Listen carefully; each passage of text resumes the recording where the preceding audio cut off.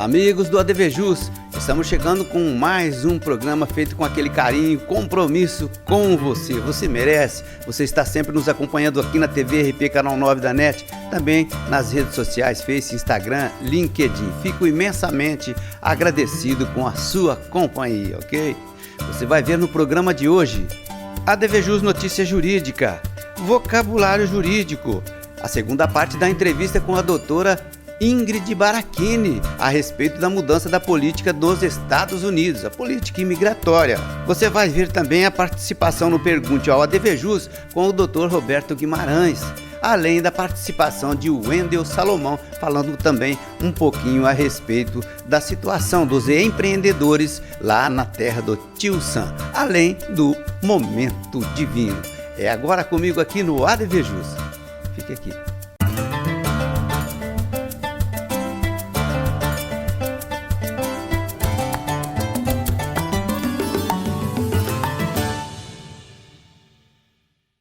Iniciando o nosso programa com a notícia jurídica, como sempre, a gente destaca uma aí para o seu conhecimento. Olha, mantida a condenação de homem que vendia celulares roubados.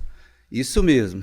O Tribunal de Justiça aqui do Estado de São Paulo, TJ, manteve uma decisão da 8ª Vara Criminal da Capital, proferida pela juíza Ana Carolina Munhoz de Almeida, que condenou um homem por receptação. Isso é muito importante, viu? Não é só o roubo, também tem que coibir aí o receptador, né? Está lá no artigo 180 do Código Penal.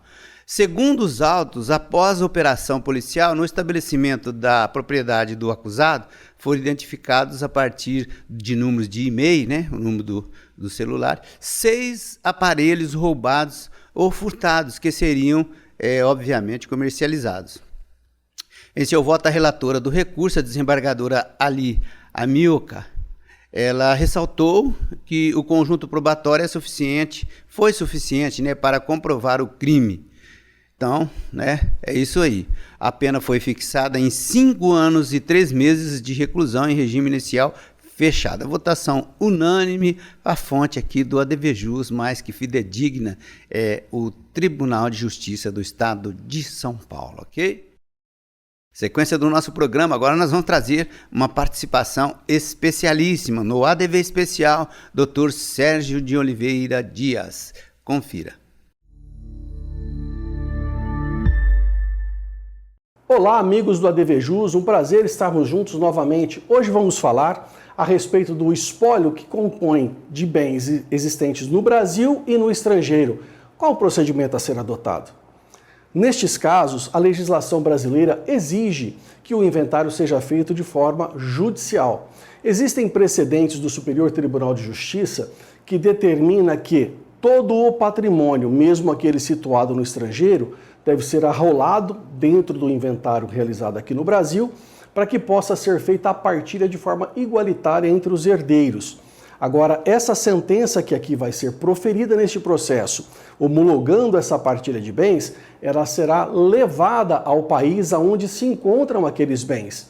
E aí existe a necessidade de que a sentença que aqui está não se contraponha à legislação do país onde os bens se encontram. Se houver um conflito, deverá prevalecer a legislação do país onde os bens se encontram. Necessariamente será obrigatório abrir inventários tanto no Brasil quanto nos países onde esses bens estiverem. E veja bem, a legislação daquele país dispõe acerca da partilha de bens e deve ser observado. Inclusive a questão do regime de bens do casal, que aí é necessário fazer a homologação da certidão de casamento brasileira no outro país de destino, onde será feita a partilha desses bens. Necessariamente precisa estar assistido de advogados daqui e advogados no país onde se situam esses bens, pois lá será aplicada a legislação. Também é possível que seja feito um inventário no estrangeiro abrangendo os bens que estão aqui no país. E haverá lá uma decisão homologando a partilha também desses bens que estão aqui. Da mesma maneira, essa sentença feita lá fora terá que observar as disposições da legislação brasileira, para que haja a soberania da legislação brasileira e prevalecendo o favor aos herdeiros aqui no país. E aqui ficamos, um grande abraço, até o nosso próximo encontro. Ok, muito obrigado, doutor. Agora nós vamos falar para você a respeito do vocabulário jurídico. Olha só. Quais são as 3 acepções do direito? Você se lembra? Você que é advogado, que é advogada, eu sinceramente, vagamente, né, tinha uma expectativa de lembrança, mas eu vou trazer a resposta aí no intervalo, ok? Legal. Meus amigos, nós já mostramos a primeira parte da entrevista que nos foi concedida pela doutora Ingrid Barachini no programa No ADVJus passado. E ficou faltando aí um trecho, que nós vamos fazer a parte 2, que tem também importantes informações, né, para quem pretende imigrar lá para a terra do Tio Sam e também aqueles que estão ainda em terras norte-americanas. Participação da segunda parte, doutora Ingrid Barachini, a política atual, né, política de imigração dos Estados Unidos. Veja. Ô, doutora, agora aí, em tempos de ICE, né, de polícia da imigração, né, a senhora reputa que o domínio do inglês, ele já seria, assim, quem sabe, um poder, um fator bem positivo em favor do imigrante, não é isso? Olha, a maioria dos brasileiros que vai para lá geralmente não falam inglês. Eles moram em comunidades brasileiras, trabalham entre si e têm uma dificuldade grande. As crianças acabam aprendendo na escola, mas assim, os pais acabam por que não. Mas saber a língua te dá uma força maior para você conseguir opções melhores de trabalho, né, para você conseguir se comunicar. Se você é solteiro, é uma oportunidade de você conhecer um americano que pode vir, né, se casar com vocês, casamento de verdade mesmo, assim, criar esse vínculo, né, entre os dois. Então, tudo isso é muito importante. E o fato de não saber, às vezes, também a causa que o cliente, às vezes, muitas vezes liga e fala, eu fiz isso, mas não sabia que não podia. Cria esse desconhecimento à legislação por não conseguir, né, se adequar ali. Complica, né? Inclusive, viu, doutora, tem uma notícia, eu digo assim, uma notícia, né, de uma pessoa que sempre eu vejo, às vezes, alguns posts dela, né, lá, que ela já está lá no Tio Sam, já acho que 18 anos. E eu achei até quase que, se não fosse trágico, quase que cômico o que ele falou. Ele falou assim, olha, você que não está com a sua documentação ilegal, com a sua documentação legal já tudo certo, é fácil, você procura um advogado aqui, porque com 15 a 20 mil dólares você consegue regularizar, né? Puxa vida, com 15 a 20 mil dólares para uma pessoa que está irregular, não é fácil, mas eu acho que o caminho, sim, para regularização é procurar o profissional da advocacia, não é isso? Mas isso é muito relativo, viu, doutor? Porque o que a gente fala? Os Estados Unidos têm um preço muito similar ao do Brasil, só que é em dólares. Sim. O brasileiro, ele tem a mania de converter, só que ele não pensa quanto vale lá. Então, por exemplo, aqui você paga 1.800, 1.500 de aluguel num apartamentinho de 2 quartos. Lá você vai pagar 1.500, 1.800 dólares. É muito similar. O salário aqui é 1.500 e pouquinho, lá é 1.500 e pouquinho também. Entendeu? Só que a diferença é que o poder de compra lá é maior no sentido de que custa um iPhone mais caro que tem, custa 900 dólares, ou seja, quase meio salário mínimo. E aqui custa 10 mil reais, mas todo mundo compra. E aí, um advogado custar 10 mil reais não é caro. Então, ele cobrar 10 mil dólares é a mesma coisa. Certo. Entendeu? Só que aí o brasileiro, ele paga 10 mil no iPhone e acha o trabalho do advogado. E é isso mesmo que acontece, né? Ô, doutora, agora uma questão que nos chegou aqui, inclusive essa questão chegou por internet, viu, doutora? Ficaram sabendo que a gente ia falar a respeito desse assunto tão importante, né? Nós estamos falando, evidentemente, da política imigratória lá nos Estados Unidos, né? Então, perguntou o seguinte, o que vai acontecer, né? Que pode acontecer com os bens daquelas pessoas que eram ilegais, ou elas retornaram para os seus países, ou foram até deportadas, né?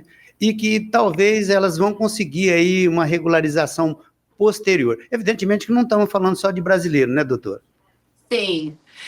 Mas o que acontece? Quando você não tem CPF, que é o Social Security, antigamente, muitos anos atrás, o turista podia ter Social Security, hoje não pode mais. Certo. Então, as pessoas vão muito com visto de estudante que dá um Social Security que não dá direito de trabalhar. Mas, por exemplo, se você não tem, você foi lá ilegal, entrou pelo México, entrou pelo Canadá, ou você tinha visto, seu visto expirou, e você tinha visto de turista, nunca teve Social Security. Se você, por exemplo, você não consegue comprar uma casa, você não consegue comprar um carro, você não compra nada sem CPF. Então, geralmente, o que eles fazem? Eles abrem uma empresa, o CNPJ da empresa americana compra as coisas. Então, se a pessoa é deportada, o que ela comprou pertence à empresa. A empresa. Certo. Aí ela teria que vender através da empresa, pedir para algum amigo intermediar a venda, fazer a venda, pegar o dinheiro e trazer para o Brasil. Mas, tecnicamente, pertence tudo à empresa. Certo. Quer dizer, nem tudo está perdido, né, doutora?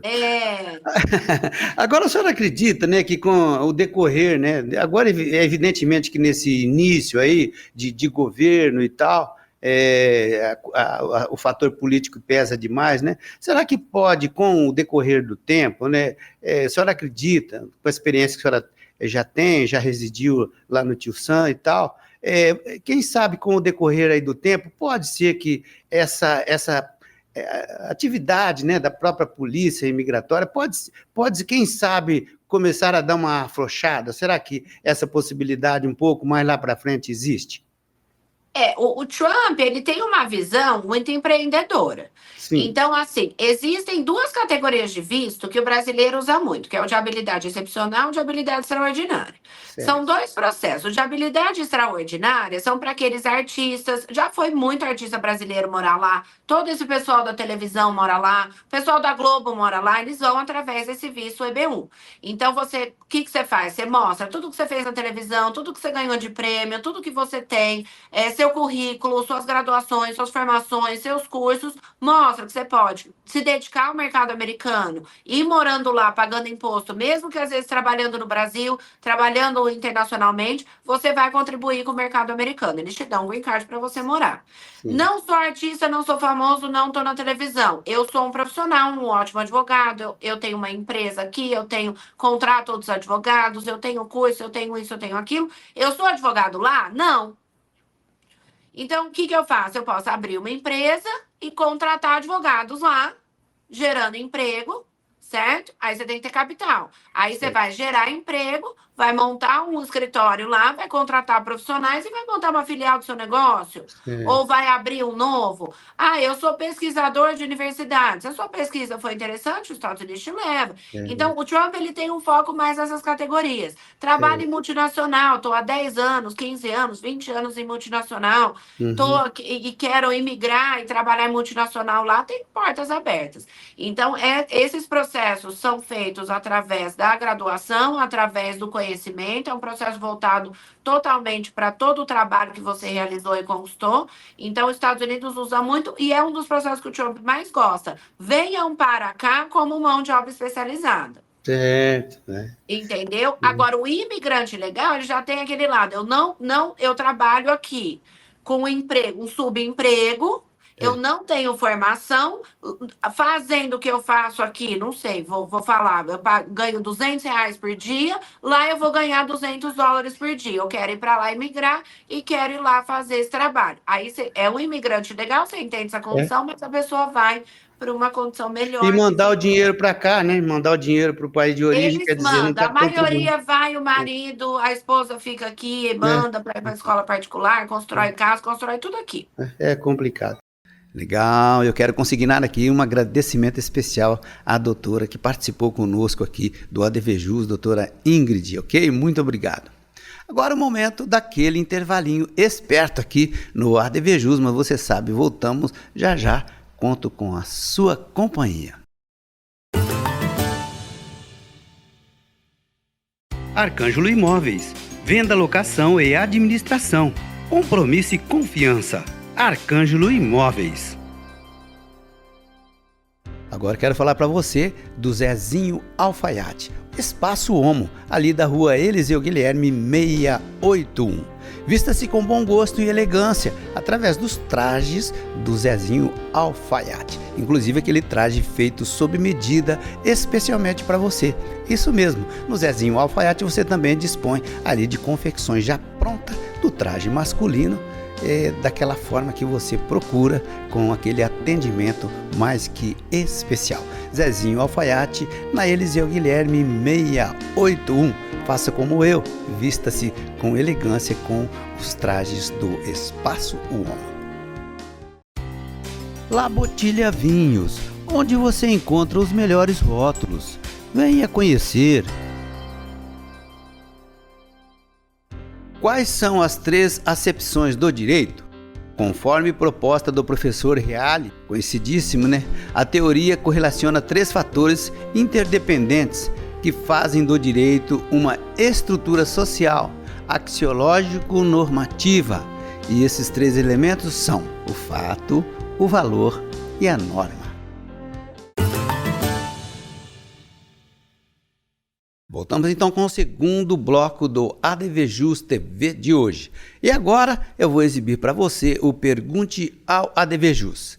A pergunta que nos chegou aqui é a respeito de direito urbanístico, a ocupação da unidade popular em Ribeirão Preto. Resposta do competente doutor Roberto Guimarães. Confira. Introduzidas no nosso ordenamento jurídico pela vigente Lei de Uso e Ocupação do Solo Urbano, serão 22 unidades de ocupação planejada no total, sendo a central a primeira a ser criada como resultado de audiências públicas com a participação da população local e agentes públicos. Cada uma das unidades terá seu peculiar plano de ação regional, PAR, objetivando identificar áreas e regiões subutilizadas e as com potencial de transformação. A participação popular, que poderá ser presencial ou virtual, é importante porque identificará os desejos dos cidadãos envolvidos, sendo que nas respectivas audiências específicas para cada uma das 22 unidades que serão criadas, serão apresentados os estudos preliminares, recebidas as sugestões dos munícipes envolvidos. Como principais objetivos, mas não a eles se limitando, pretende-se, de um lado, aumentar a eficiência, sustentabilidade e autossuficiência das ditas unidades de ocupação, não só em relação aos serviços públicos prestados, como nos privados, além de priorizar a mobilidade urbana acessível, por modo não motorizado.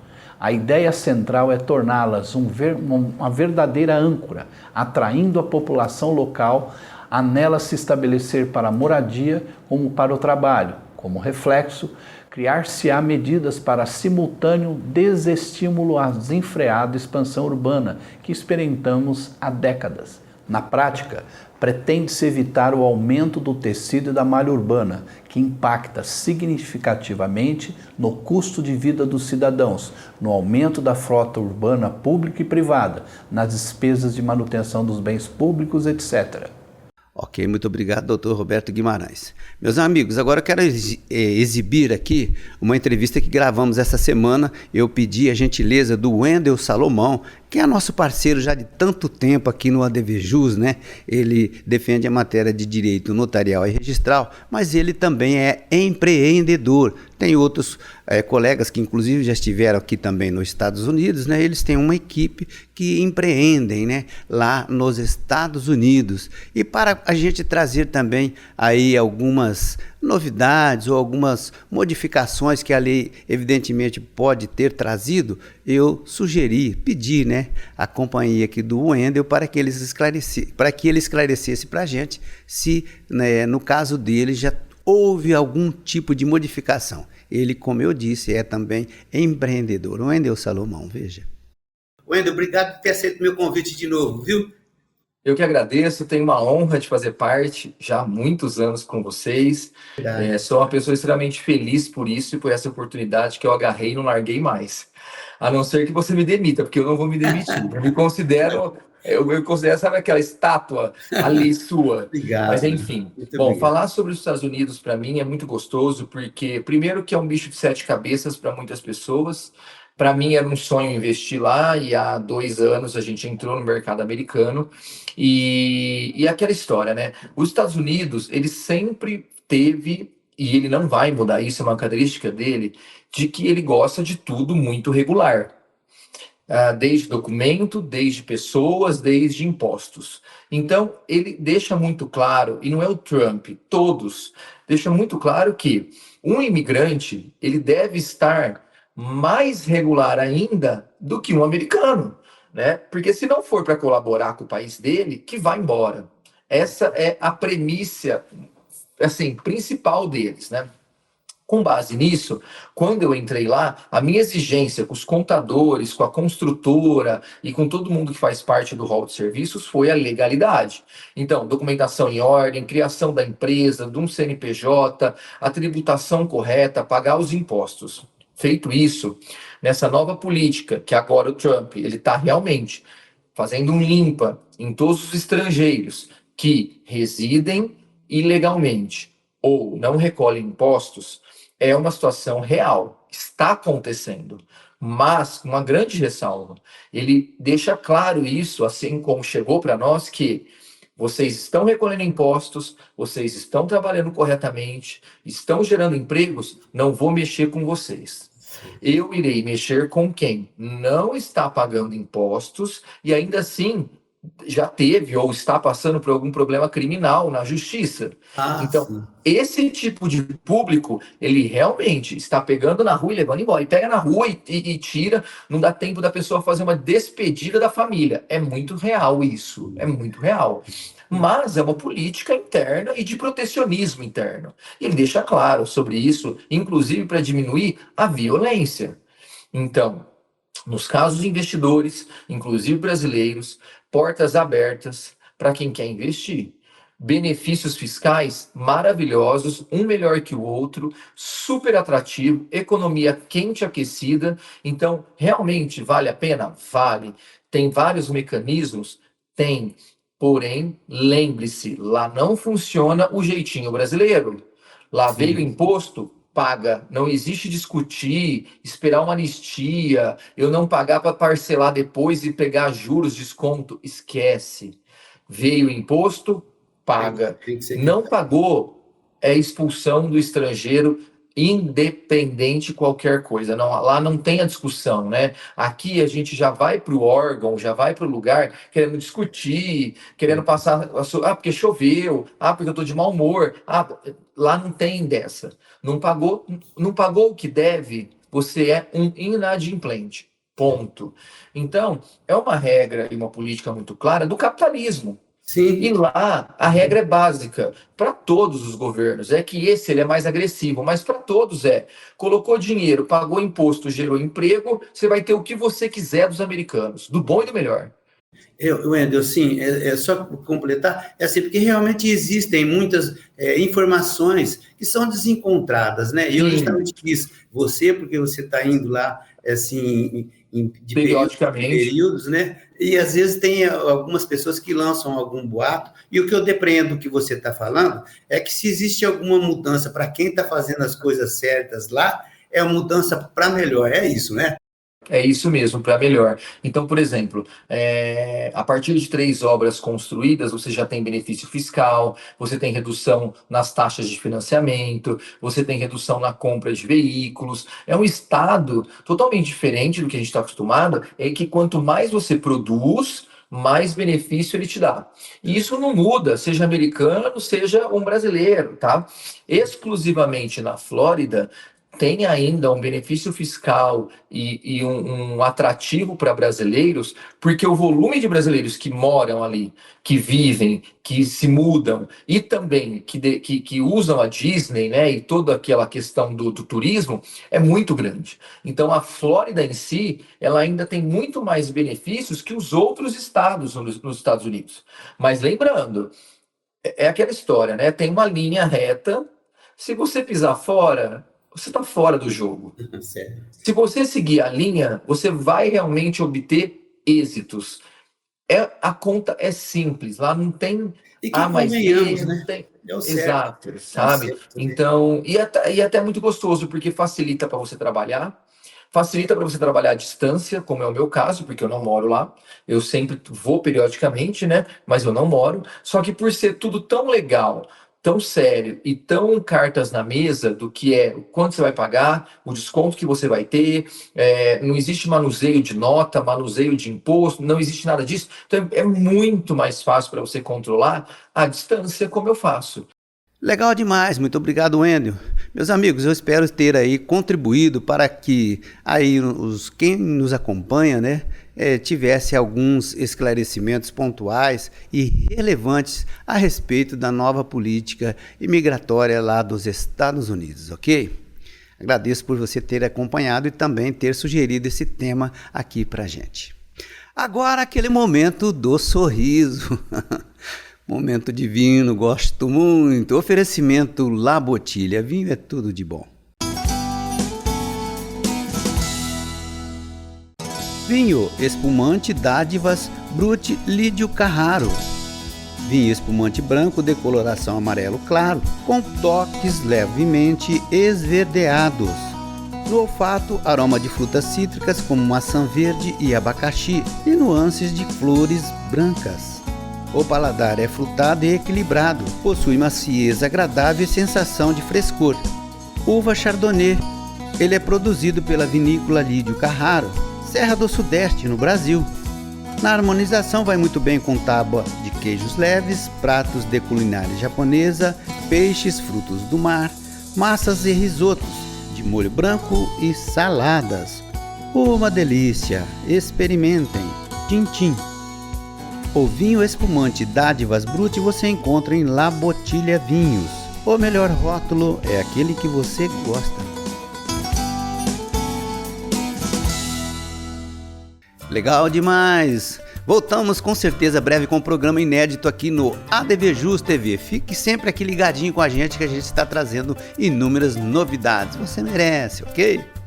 Fico por aqui. Forte abraço. Até o próximo.